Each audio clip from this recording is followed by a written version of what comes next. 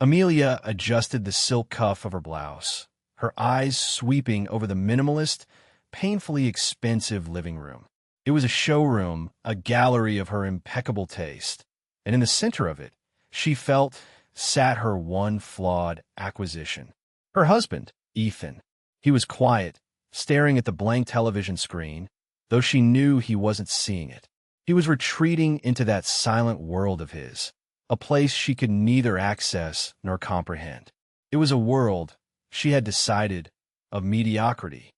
"You'll never be anyone, Ethan," she said. The words were not shouted. They were delivered with the cold, precise clarity of a final judgment. They hung in the air, shimmering with a cruelty that felt casual to her, but was monumental to him. "You just don't have it in you. The ambition, the drive. You're content to be a background character in your own life." He turned to look at her then. His face was calm, his expression unreadable. It was this placid surface that infuriated her the most. It was, to her, the face of surrender. He was a draftsman, a glorified pencil pusher at a mid-tier architectural firm, earning a salary that barely covered the property taxes on the home her family had gifted them. He was a charity case in a bespoke suit. She saw a failure, a man whose potential had curdled into a quiet, disappointing stasis. What she did not see, what she could not even conceive of, was the truth. She didn't know that the man sitting across from her was the sole, anonymous founder of the Keystone Design Collaborative, a firm that was at that very moment being lauded in international circles as the most innovative architectural voice of the new century. She didn't know that his doodling in his tiny home office was the genesis of buildings that were redefining skylines in cities she only read about in travel magazines. She didn't know that his quietness was not surrender, but focus, and his calmness was not weakness, but an immense, patient strength. Within 2 years, her entire world, built on the fragile scaffolding of status and appearance, would crumble under the weight of that one simple truth. We've all felt underestimated, haven't we? That sting of being misjudged, of having our worth measured by the wrong ruler. It's a universal feeling, a quiet hurt that connects us all. Let me know in the comments where you're watching from as we dive into Ethan's story. If you enjoy seeing quiet strength win the day and believe that true value always reveals itself, make sure to like and subscribe, because this is a journey of vindication you won't want to miss. The dinner at her parents' estate was a weekly ritual of quiet torture. The Croft mansion was old money personified, a sprawling Tudor with acres of manicured lawn that seemed to sneer at lesser properties. The air inside was thick with the scent of lemon oil and inherited arrogance. Amelia's parents, Richard and Eleanor Croft, presided over their dining table like monarchs holding court. "Ethan," Richard began, dabbing his lips with a linen napkin that was likely worth more than Ethan's first car. "Amelia tells me your firm is still tinkering away. Anything interesting? Or just more suburban additions?" The question was layered with a condescension so practiced it was almost an art form. "We have a few municipal projects," Ethan replied, his voice even. "A library, a small community center." Richard chuckled, a dry, rustling sound. "Libraries? How quaint. Your brother-in-law Julian just closed a deal that netted his fund a 9-figure return." 9 figures. He held up his hand as if to help Ethan visualize the sheer number of zeros. "He's a player, that one. Makes things happen. You have to be a shark in this world, Ethan, not a guppy swimming in the shallows." Amelia shifted in her seat, a flicker of irritation crossing her face. It wasn't directed at her father's cruelty, but at Ethan's placid acceptance of it. She wanted him to fight, to puff up his chest, to show some semblance of the predatory instinct her family so admired. His dignity looked like weakness to her. "Dad, please," she said, the words a flimsy shield. "Ethan's work is very detailed." It was the faintest of praise, and it damned him utterly. Ethan said nothing. He simply ate his perfectly cooked lamb, the metallic taste of the insult far stronger than the mint jelly. Beside his chair, unseen by the others in the dim light, was a simple black leather portfolio. Its corners were worn, the leather softened by years of use. Throughout the dinner, His fingers would occasionally find their way down to brush against its edge, a subconscious, grounding gesture.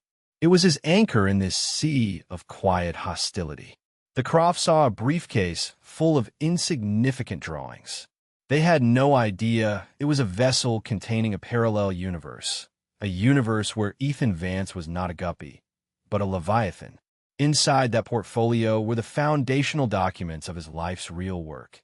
The incorporation papers for Keystone, contracts with billionaire clients who valued his anonymity, and design awards that his wife and her family would never have even heard of.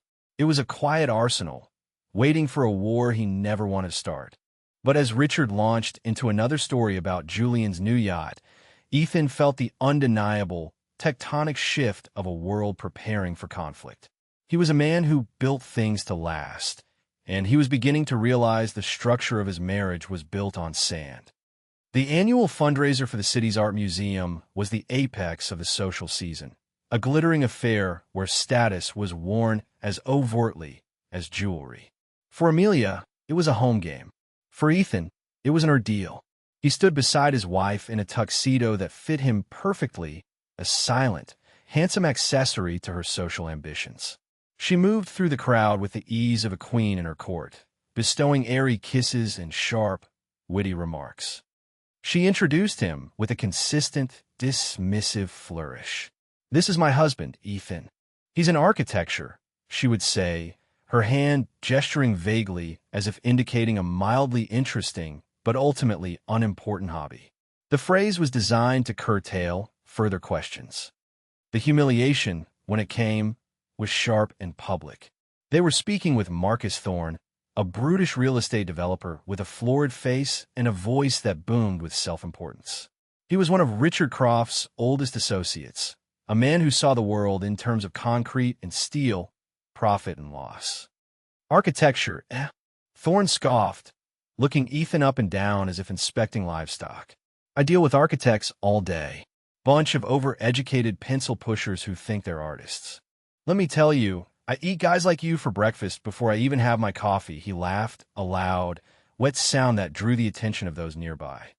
Amelia, to Ethan's quiet horror, laughed with him. It was not a polite titter. It was a genuine, throaty laugh of camaraderie. She placed a hand on Thorne's arm.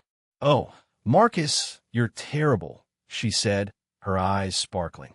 In that moment, she was not Ethan's wife. She was a Croft, aligning herself with the power, with the predator. She had thrown him to the wolves to prove she was one of them. Ethan's expression did not change. He held his champagne flute, his posture unwavering. But inside, a switch was flipped. A quiet, meticulous recording began. The sound of Thorne's laugh, the look in Amelia's eyes, the specific shade of condescending amusement on the faces of the people around them. It was all filed away. It was not for revenge. It was for clarity. He was an architect of structures, of systems. He understood that before you can build something new, you must have a precise, unsparing blueprint of the rot you are about to demolish. Later that night, the silence in the car on the way home was a weapon. Amelia was buzzing from the party, humming a tune from the string quartet. She glanced at him. "You were so quiet tonight." "I didn't have much to say," he replied. "You never do," she sighed, turning to look out the window. "You should try to be more engaging, Ethan. Marcus Thorne could be a huge connection for you. For us. But you just stood there." He didn't say that Marcus Thorne was precisely the kind of developer whose soulless, cost-cutting projects his firm, Keystone, was regularly hired to salvage and redesign, usually after men like Thorne had run them into the ground. He didn't say that Thorne's entire net worth was a fraction of what Keystone had built in the last fiscal year. He said nothing. Back home, he went to his office. It was a converted walk-in closet, the only space Amelia had deemed acceptable for his hobby. It was cramped, but it was his. He closed the door, the sound shutting out the cavernous emptiness of the house. He knelt and pulled the black portfolio from its hiding place. He unzipped it. The scent of paper and ink filled the small space. He didn't look at the designs. He bypassed the intricate blueprints for a new museum in Kyoto and the plans for a revolutionary sustainable housing project in Brazil. He slid out a sheaf of papers from a hidden compartment. The first was a letter from the Royal Institute of British Architects, naming Keystone the recipient of their international prize. Beneath, it was a statement from a Swiss bank. The numbers were staggering, a long line of digits that seemed to hum with a quiet power of their own. He was not just successful, he was a force, a silent, anonymous juggernaut in a world that only valued noise. He had started Keystone with a pure ideal, to create beautiful, meaningful spaces free from the cult of personality that dominated his profession. He wanted the work to speak for itself. He had never imagined this secret world, this fortress of quiet achievement, would one day become a weapon. But as he sat on the floor of his tiny office, the memory of his wife's laughter echoing in his ears, he understood that a fortress can be used for defense. And sometimes, the most effective defense is a devastating, perfectly timed counteroffensive. He closed the portfolio, the zipper sounding like the cocking of a gun. The time was not yet right, but it was coming. 2 years passed. The chasm between Ethan and Amelia widened from a crack to a canyon. The small, daily humiliations became a constant, grinding pressure. She no longer bothered with the pretense of respect. She spoke of his little job in front of friends, corrected his conversational contributions at dinner parties, and openly lamented his lack of a killer instinct. She was pruning him from her life, branch by branch, in public. She had started speaking about their divergent paths, a phrase she'd likely picked up from self-help guru. "I'm on an upward trajectory, Ethan," she explained one evening, as if he were a particularly slow employee. "I need a partner who is ascending with me, not an anchor holding me in the harbor." To Ethan, it felt like living within a meticulously designed structure that was being systematically dismantled around him. He watched, he documented, and he continued to build. In the world outside their cold, beautiful home, Keystone Design Collaborative had become a legend. It was the Banksy of architecture, a mysterious entity that produced masterpiece after masterpiece without a face or a name attached. The speculation about its founder was rampant in the industry. Then the catalyst arrived. It landed on their polished concrete breakfast bar with a soft thud one Tuesday morning. It was the latest issue of Archispectrum, the undisputed Bible of the architectural world. On the cover, in bold, stark letters, was the headline, "The Ghost of Genius, Unmasking Keystone and the Pritzker Prize Shock." The Pritzker, the Nobel Prize of Architecture. Amelia picked it up, her interest piqued by the dramatic headline. "Oh, listen to this," she said, her voice laced with the detached amusement she reserved for things she found both impressive and slightly pathetic. She began to read aloud. In an unprecedented move, the Pritzker Prize Committee has awarded its highest honor to the anonymous head of the Keystone Design Collaborative, the enigmatic firm that has, in less than a decade, fundamentally altered our understanding of space and form. She skimmed the article, her eyes scanning the prose. The mystery of Keystone's founder has reached a fever pitch. Who is this reclusive genius? Speculation ranges from a consortium of established architects working under a pseudonym to, as one critic fancifully suggested, a disillusioned star who walked away from fame to pursue a purer form of the art. Amelia let out a short, derisive laugh. Can you imagine being that successful and choosing to hide it? It's so cowardly. All that talent and no desire to have your name in lights. What a waste. It's probably some strange old hermit who's afraid of people. Ethan looked at her over the rim of his coffee cup. His expression was placid, but his heart was beating a slow, steady drum. It's time. The anonymity that had been his shield was becoming a liability. The Pritzker Prize was not something you could politely decline or ignore. It came with a global spotlight. The curtain was about to be pulled back, whether he wanted it to be or not. He could either be revealed, or he could take control of the revelation. He said nothing to Amelia. He simply finished his coffee, the bitter taste a perfect match for the moment. While she continued to mock the pathetic genius who hid from the world, Ethan was mentally composing a list. First, a call to his lawyer, a sharp, discreet woman in another city who managed Keystone's corporate affairs. Second, a call to a top-tier public relations specialist she had recommended years ago for just such a contingency. He was not preparing for a battle with his wife. She was merely a symptom of a life he had outgrown. He was preparing for his own emergence. Over the next few days, while Amelia planned a spa weekend with friends, Ethan made the calls. He moved with the calm, methodical precision he applied to his designs. He was laying a new foundation. He was ensuring that when the old structure finally came down, the ground would be perfectly prepared for what was to come next. He was no longer just an architect of buildings. He was the architect of his own liberation. The clock was not just ticking, it was counting down to a detonation. Amelia had made her decision. The slow, painful pruning was over. It was time to sever the root. She believed in grand gestures and narratives. She would not end her marriage in the sterile quiet of a lawyer's office.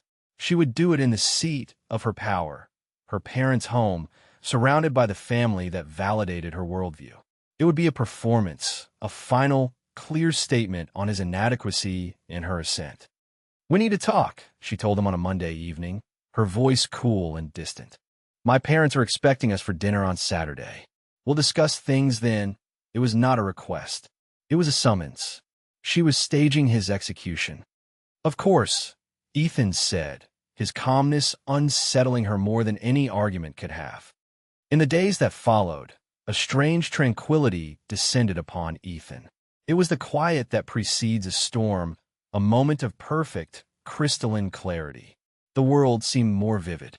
He noticed the way the morning light traced the grain of the wood on his drafting table, the rich, earthy scent of the coffee brewing in the kitchen, the satisfying heft of his favorite fountain pen.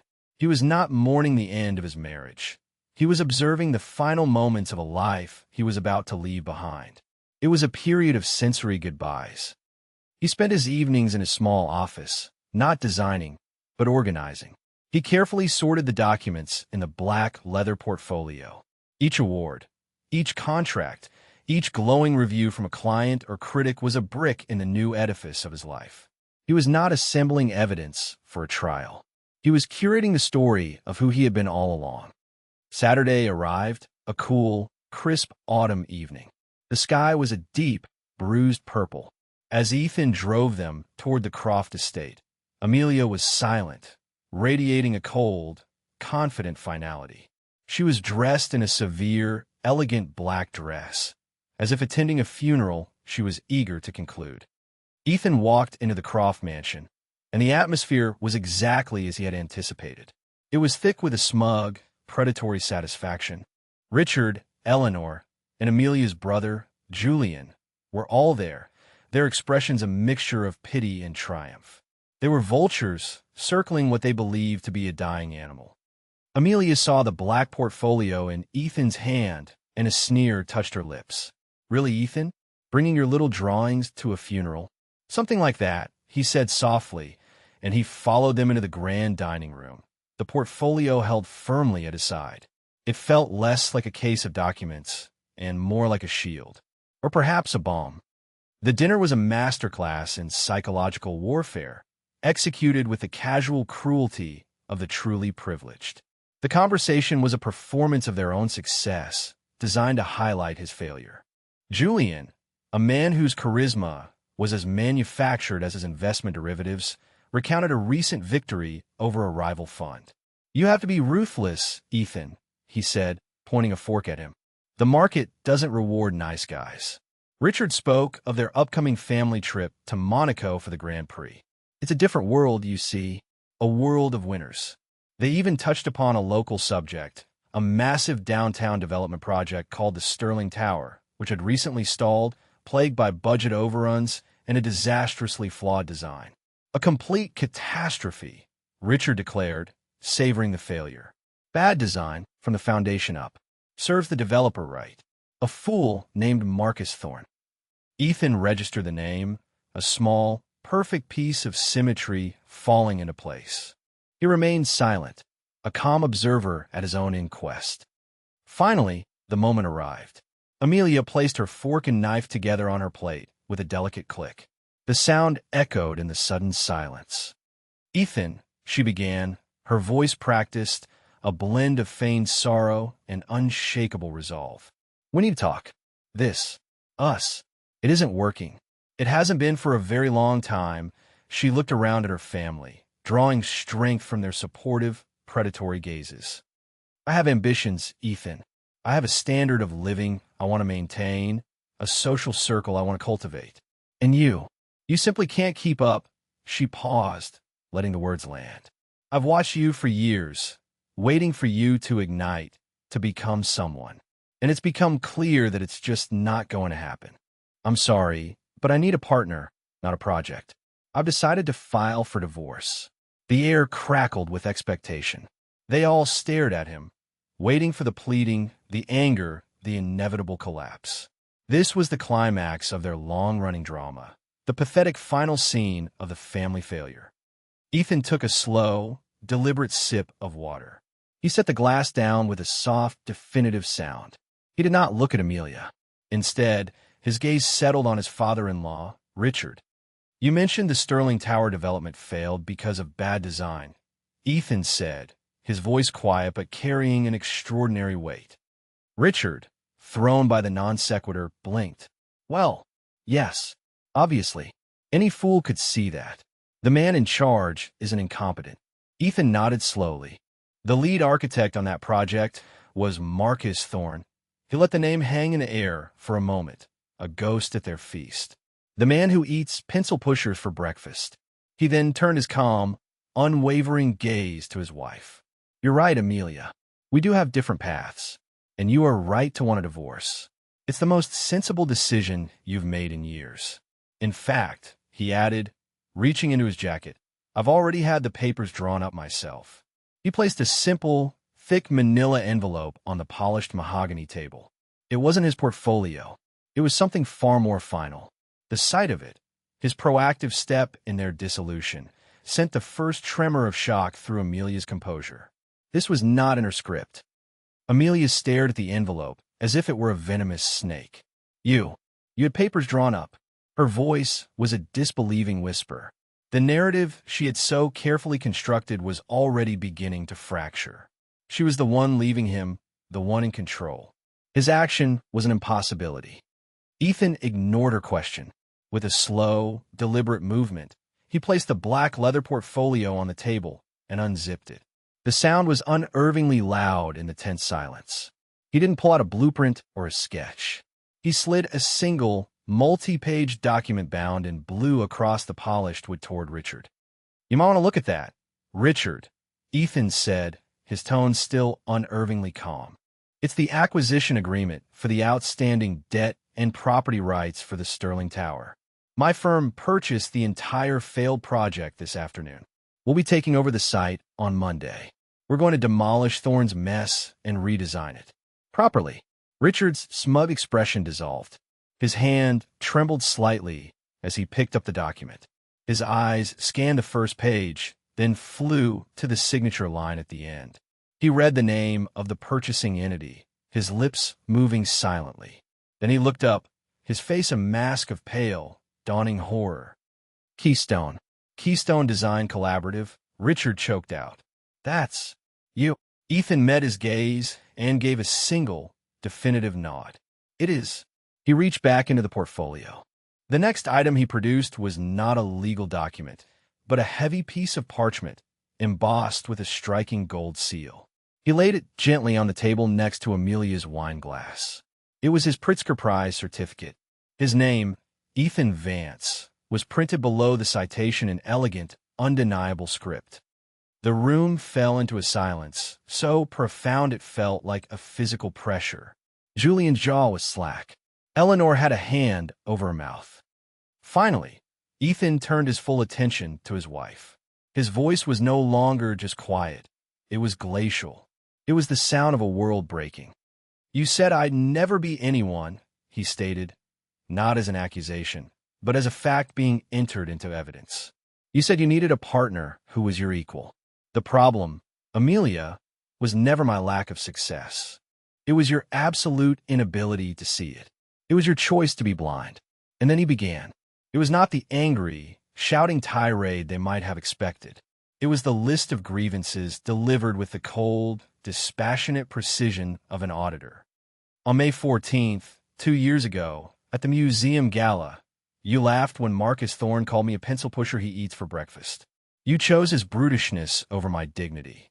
At every one of these family dinners for the past 5 years, you have sat in silence while your father and brother mock my profession, my ambition, and my character. Your silence was your endorsement. You called my life's passion my little hobby. You called the source of my joy tinkering. You called the very thing that has now been given the highest honor in its field detailed, as if describing wallpaper. Each sentence was a perfectly cut stone, and he laid them one by one, building a wall between them that was higher and more impenetrable than any structure he had ever designed. As he finished, his phone, which he had placed face up on the table, buzzed and lit up. He glanced at the screen. "Excuse me," he said to the stunned room. "This is important." He answered the call, his thumb tapping the speakerphone icon. A crisp, professional voice filled the dead air of the dining room. "Mr. Vance? This is David Anderson from CNN. I hope I'm not disturbing you." "Not at all, Mr. Anderson," Ethan replied smoothly. "This is Ethan Vance. How can I help you?" "Fantastic. We're running a feature special on your Pritzker Prize win and the official reveal of your identity as the founder of Keystone. It's the biggest story in the art and design world right now. We were hoping to schedule a televised, in-depth interview to discuss your work, your philosophy, and what it's like to finally step into the spotlight." Ethan paused, looking directly at Amelia, whose face had crumpled into a mask of utter devastation. "Yes, I think I can make time for that," he said into the phone. "How's next Tuesday?" The voice of the CNN producer, David Anderson, echoed in the opulent dining room, a sound from a different, more powerful world intruding upon their small, domestic drama. "Tuesday is perfect, Mr. Vance. Absolutely perfect. We can send a car. Your publicist can coordinate the details with my team." "Excellent," Ethan replied, his voice the epitome of calm command.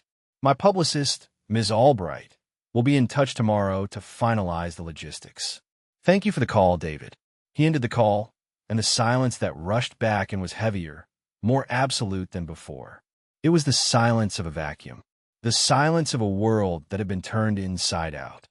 Amelia stared at him, her mouth opening and closing silently, like a fish gasping for air. The woman who always had the perfect, cutting remark, the woman whose verbal dexterity was her sharpest weapon, was rendered completely mute. Her confidence, her condescension, her entire sense of self had been publicly and comprehensively dismantled in less than 5 minutes. The color had drained from her face, leaving behind a waxy, translucent pallor. It was Richard who broke the spell. His voice was a strangled rasp, the sound of a man trying to speak around a fist in his throat. "The Pritzker. My God, Ethan. The Pritzker Prize." He wasn't looking at Ethan as his son-in-law anymore. He was looking at him with the raw, naked awe and terror a man of commerce reserves for a true titan, a force of nature he had fatally misjudged. He saw not a man, but a walking institution, a financial powerhouse he had been treating like a servant. Eleanor was simply blinking rapidly, her mind clearly unable to process the cascade of revelations. Julian looked physically ill. The smug, predatory grin he usually wore had been replaced by a greenish tint of nausea. He was a man who played with numbers on a screen, a dealer in abstracts. He had just realized the man he'd been patronizing for years dealt intangible empires of steel, glass, and stone, and could likely buy and sell his entire hedge fund as a rounding error. Amelia finally found a sliver of her voice. "Ethan, she stammered, the words catching in her throat. "I didn't know." The simplicity of the excuse was pathetic, and it hung in the air like smoke. "That was the entire point," Ethan replied, his voice now devoid of any emotion at all. It was the voice of a judge reading a verdict. "You didn't know because you didn't look. You didn't ask. You didn't care to know who I was, only what you presumed I wasn't." A desperate, frantic energy began to flicker in her eyes as the full scope of her miscalculation crashed down on her. "Wait," she said, leaning forward. We can fix this. "Ethan, this changes everything." "No," he said, and the word was as final as a door locking. He pushed his chair back and stood up, his height seeming more commanding than ever before in that room. "It changes nothing. It only reveals what was already there." He picked up the manila envelope containing the divorce papers he had brought. He slid it across the table toward her. "This is a courtesy copy for you," he explained, his voice clinical. "The originals were filed with the court this afternoon at 4 p.m. He paused, letting that sink in before delivering the final, devastating blow. "As for our assets," he continued, "your share of our joint accounts, which is to say the assets you were aware of, will be transferred to your name by the end of the week. It's a generous settlement." He then gestured to his black portfolio, the symbol of the vast, hidden world she had never bothered to see. "My personal assets, all revenue and holdings generated by Keystone Design Collaborative, are, of course, entirely separate. They are protected by the prenuptial agreement you insisted we sign." He looked directly at her, and for the first time, a flicker of something, not malice, but a deep, profound irony, entered his eyes. "You remember that, don't you, Amelia? The agreement your father's lawyers drafted to protect your family's wealth from me." He turned and walked out of the dining room without a backward glance, leaving behind the ruins of a family and the deafening echo of his quiet truth. The sound of Ethan's car pulling away from the gravel driveway was the only sound for a long time. Then the implosion began. The narrative of their superiority had been shattered, and in its absence, they turned on each other. Richard rounded on Amelia, his face purple with a rage born of pure, distilled greed. "What have you done?" he hissed, his voice trembling. "What have you done? Do you have any idea who you just threw away?" "The Pritzker Prize. Keystone. I've been trying to get a meeting with them for a year for the waterfront project. They wouldn't even return my calls. And he was sitting at my table." His fury was not for his daughter's broken heart. It was for the lost opportunities, the severed connection to a level of power and prestige he could now only dream of. He was mourning a merger, not a marriage. Amelia flinched as if struck. "How was I supposed to know?" she cried, her voice cracking, the self-pity starting to curdle her shock. "He told me nothing. He let me believe he was a failure. He didn't let you believe anything." Julian snapped, his face still pale. He had done the math in his head. He knew what a firm like Keystone was worth. "You saw what you wanted to see. We all did. We treated him like the help, and he was building a goddamn empire right under our noses." The argument spiraled, a vortex of blame and recrimination. The magnificent dining room, a stage for so many of their triumphs, was now the site of their most profound humiliation. Amelia, overwhelmed, fled the room. She locked herself in her old childhood bedroom, a frilly, pink space preserved in amber, a monument to a time when her world was simple and she was its unquestioned princess. She grabbed her phone, her fingers trembling as she tried to call Ethan. The call went straight to a crisp, automated message. "The number you have dialed has been change blocked." Already, the speed and efficiency of it was another blow. He had not just left, he had excised her.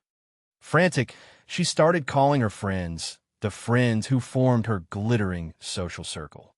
She needed to vent, to craft a narrative where she was the victim. But the news, propelled by the sheer gravitational force of Ethan's revelation, was already spreading. The story was too big, too delicious to contain. The whispers would have already started at the club, over cocktails and text messages. "Did you hear about Amelia Croft? Her husband, the one she called nobody? He's Keystone." The humiliation was no longer a private, familial affair.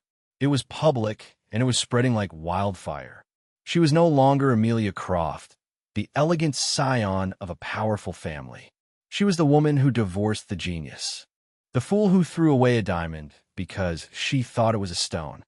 Over the next few weeks, the consequences played out with the relentless logic of poetic justice. Richard's business associates began to speak of him in hushed, pitying tones. "That's Richard Croft," they would say. "His former son-in-law is Ethan Vance, you know." The architect, he was now defined by the man he had dismissed. He was a footnote in Ethan's story. Amelia became a ghost in her own life. Invitations to parties dried up. Her friends' calls became less frequent, their voices strained with a pity that felt worse than mockery. She was a cautionary tale. She was forced to watch Ethan's star ascend into the stratosphere. His interview on CNN was a masterclass in quiet charisma. He was brilliant, humble, funny, and passionate. He spoke of architecture as a way to heal communities, to build hope. He spoke of light and form and substance. Crucially, he never once mentioned her. He never spoke of his past struggles, his marriage, or her family. He was asked about his journey, and he spoke only of the work, of the late nights spent sketching, of the joy of seeing a design come to life. His silence on the subject of her was more damning than any public accusation could ever be. It relegated their entire life together to a place of such profound irrelevance that it had ceased to even exist. She was not a villain in his story. She wasn't even a character. She was just nothing. 6 months later, the air on the construction site was thick with the dust of progress and the scent of wet concrete. Ethan stood on the 30th floor of the rising superstructure, a hard hat on his head, looking out over the city. The failed, ugly stump of the Sterling Tower was gone, replaced by the soaring, elegant skeleton of what was now being called the Phoenix Tower. He was no longer anonymous, but the fame had not changed the core of him. He still wore simple, functional clothes. He still spoke quietly, listening more than he talked. The work was still the thing. The spotlight was just a consequence, a noise he had learned to filter out. A figure approached him from behind. It was Elias Vance, a legendary architect in his late 70s, a man whose work Ethan had studied and admired since he was a student. Elias was one of the key members of the Pritzker Committee. "I used to come out to sites like this every day," Elias said, his voice a warm, gravelly rumble. He stood beside Ethan, looking out the view. "Keeps you honest. Reminds you that the lines on the paper have to stand up to gravity." He turned to Ethan, a kind, knowing look in his eyes. "We on the committee argued for years about Keystone. Some said we couldn't give the prize to a ghost, but the work was too powerful to ignore. We took a gamble on the character of the man behind it," he smiled. "I'm glad we did. I always hoped it was someone who loved the buildings more than the spotlight. The validation from a man he so deeply respected was worth more than any public acclaim. It was a confirmation of his path, a blessing from an elder of his tribe. He had not only won, he had been understood." Meanwhile, Amelia's world had shrunk. She had the money her father had given her, the assets from the divorce. She was wealthy, but she was impoverished in every other way. Her social standing had evaporated. One afternoon, driving through the city, she was stopped at a red light. She looked up and saw it, a massive billboard covering the side of a building. It was a stunning photorealistic rendering of the completed Phoenix Tower, a building that seemed to touch the sky. And beneath it, in clean, elegant letters, "Phoenix Tower, a new horizon," designed by Ethan Vance. It was a constant, towering reminder of her colossal failure of perception, a monument to her own blindness. That evening, she did something she hadn't done in her entire adult life. She acted with humility. She sat down with a simple piece of stationery and a pen. She didn't write a defense or an explanation. There were no excuses. She wrote only 3 sentences. "Ethan, I was wrong. I am sorry for the pain I caused you, and for the person I was. I hope you find happiness. Amelia." She mailed the letter, a small, white flag of surrender sent out into a world she no longer understood. A week later, Ethan received it. He was in his new office, a light-filled studio with vast windows overlooking the river. He recognized her handwriting immediately. He read the note, his expression unchanging. He felt no surge of triumph, no lingering anger. He felt only a quiet sense of closure. It was like seeing the final punch list for a demolition project being signed off. The old structure was well and truly gone. He didn't reply to the letter, but he didn't throw it away either. He folded it neatly and placed it in a desk drawer, a final piece of a past he no longer needed to visit. The foundation for his new life was set, solid and true. A year after the divorce, the Phoenix Tower held its grand opening. It was the architectural event of the decade. The base of the tower was a sprawling public plaza, and thousands of people had gathered for the dedication ceremony. The building itself was a masterpiece, a graceful, twisting spire of glass and white steel that seemed to defy gravity, drawing the eye upward toward the heavens. It was a symbol of optimism, of rebirth. Ethan stood at a podium, the setting sun glinting off the tower behind him. When he spoke, his voice was carried by speakers across the entire plaza, yet retained its characteristic quiet authority. He didn't speak of his personal journey, of revenge, or of vindication. He spoke about the power of good design to create community, to inspire hope, and to build beauty from rubble. A building is more than a structure, he said, his eyes scanning the crowd. It is a promise. It is a belief in the future. It is a testament to the idea that we can always build something better, something more beautiful, something more true, on the foundations of what came before. The words were a metaphor for his own life, a quiet dedication to his own survival and renewal. Standing at the far back of the crowd, partially obscured by a large fountain, was Amelia. She had not been invited, but she had come anyway. She was dressed simply in a dark coat, her hair pulled back. She looked different. The hard, brittle edge of her arrogance was gone, replaced by a quiet, somber understanding. She watched him on the large screens flanking the stage. She saw him not as the man she had failed to appreciate, not as a symbol of her own loss, but as the brilliant, dignified, and fundamentally good man he had always been. For the first time, she was truly seeing him. A faint, sad smile touched her lips. It was a smile of acceptance. She had her answer. He had found happiness. Without him ever seeing her, she turned and walked away, melting back into the anonymity of the city, finally accepting her place outside the warm, bright circle of his life. The final scene of that long chapter found Ethan not at a gala or an awards ceremony, but in his new home. It was a house he had designed for himself, a structure of warm wood, natural stone, and vast panes of glass that blurred the line between inside and out. It was a space that felt both expansive and intimate, a stark contrast to the cold, minimalist gallery he had once shared with Amelia. He sat at a large, worn wooden drafting table, a single lamp casting a golden glow on a fresh sheet of paper. Outside, the city lights twinkled like a fallen constellation. He was sketching, a fountain pen moving with fluid grace across the page. He was at peace. He was surrounded not by the trappings of success, but by its true fruits, his integrity, his passion, and his freedom.